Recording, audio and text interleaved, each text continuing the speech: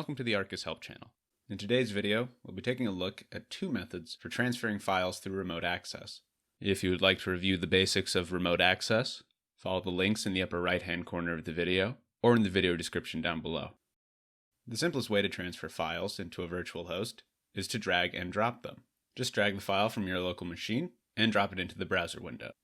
A little notification will appear in the bottom right here to let you know that the file has been transferred. For Linux users, the file will be copied into the home directory of the user that initially logged in. And for Windows users, open File Explorer, select This PC from the sidebar, open Remote Access File System on Concert RDP, and there you will find your file. Bear in mind that the drag and drop process only works for small files, like this .txt here. One way to transfer larger files is through the shared drive. Now to do so, open the on-screen clipboard by holding down Ctrl-Alt or Ctrl-Option on a Mac, then pressing Shift, select Shared Drive, click Upload File, and choose a file from your local machine. Now let's say I want to transfer something from my virtual machine to my desktop. I'll create a text document. Thank you for watching. Smiley face.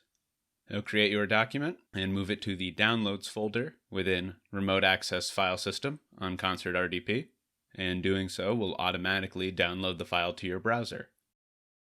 If you would like to watch more of these video tutorials, feel free to check out the Arcus Help YouTube channel, and for more in-depth explanations, visit our help site, arcus-cloud.io/kb.